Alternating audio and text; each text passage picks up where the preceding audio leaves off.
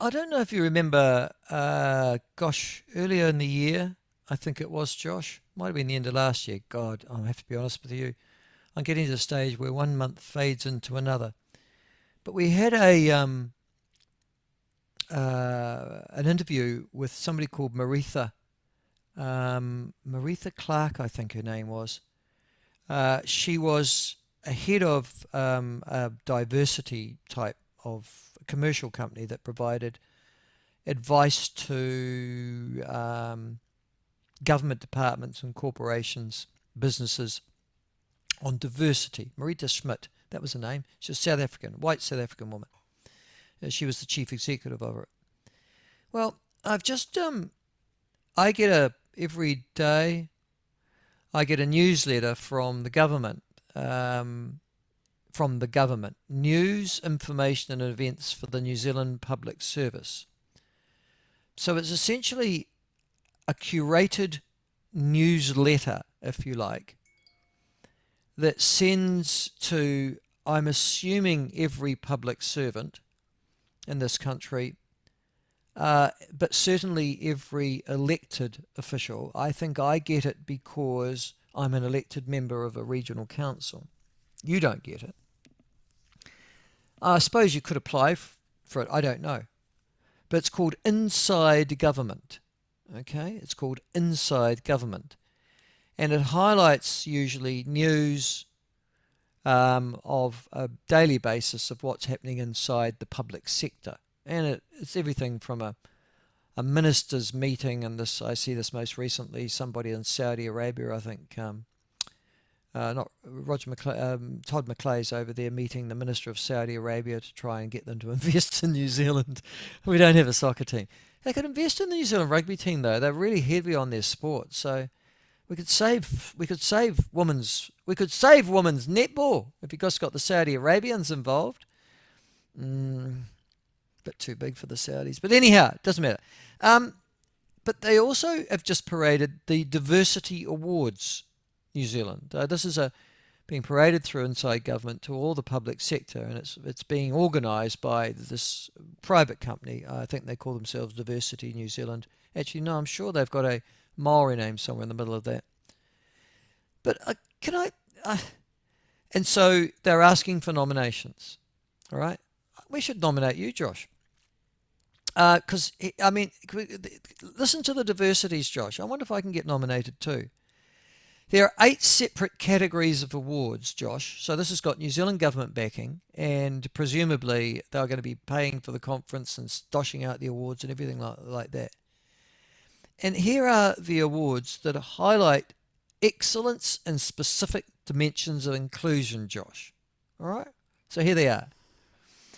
So you're meant to get an award if you're an individual or a workplace or a company, presumably in the public sector primarily, who is going to exhibit, well, I'll come to the categories in just a second, but you can in actual fact apply for the Respectful Culture Award.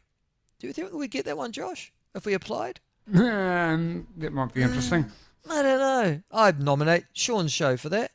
The Cultural Competence Award, the Employee Networks Award, the Inclusive Workplace Award, the Breaking Barriers Award. Okay. But the categories are as follows. Disability. So I've got to be disabled, Josh, or give a job to disabled people to apply for that one. Rainbow is the second one.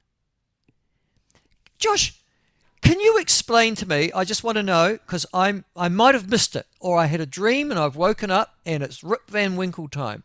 Ah.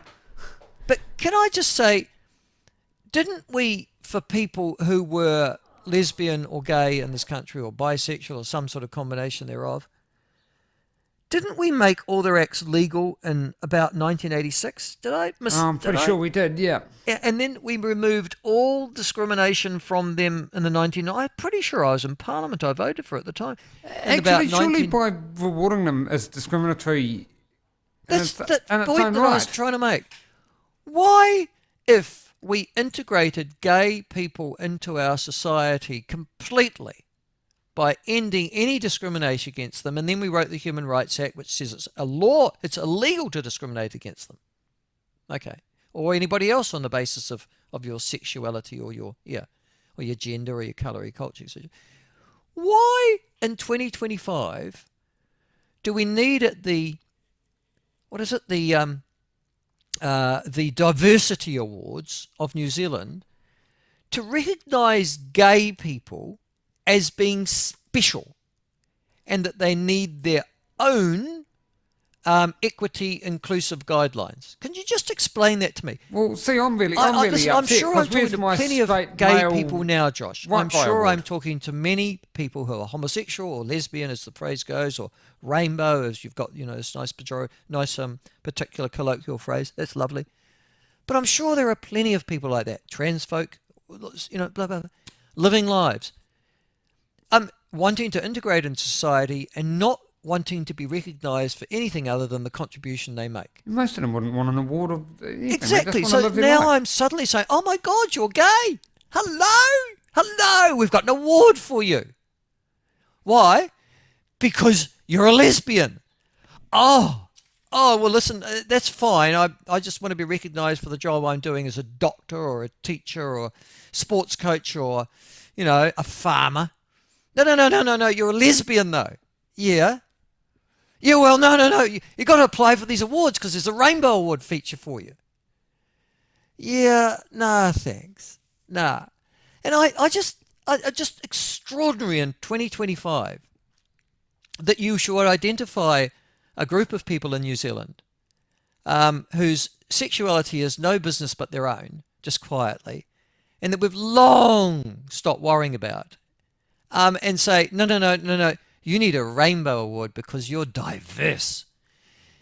Do you know what it really means, Josh? You know what these awards really mean, Josh?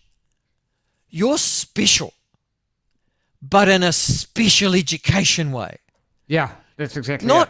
Yep. Not special as in you're special because you've achieved something to the highest degree, and that would be beyond the ken of ordinary humans, like, I don't know, Hamish Kerr or Geordie Beamish. No.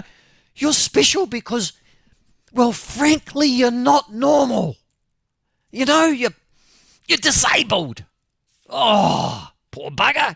You've lost an arm, a leg, you're blind, you're deaf. Got to give you a special award for that. Or, in this particular case, you're gay or lesbian. You're rainbow. And we've got to recognise you diverse person, you.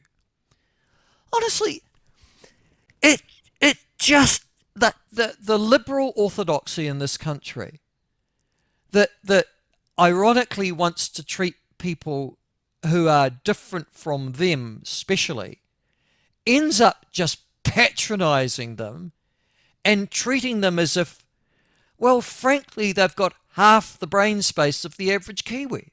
You poor bugger. You rainbow. Oh, we've got a diversity award for you. Can we get that out, please? Make sure it's got a lovely sort of pinky colour for it. And then we'll give it to this lot over here who make diverse people feel at home. It's absurd, isn't it? What are the other ones? Migrant. Oh, for God's sake. You're a migrant to the country. Got to give you a special award. You're diverse. What? Don't you want to fit into New Zealand's society? No, I'm a migrant. Then we ethnic.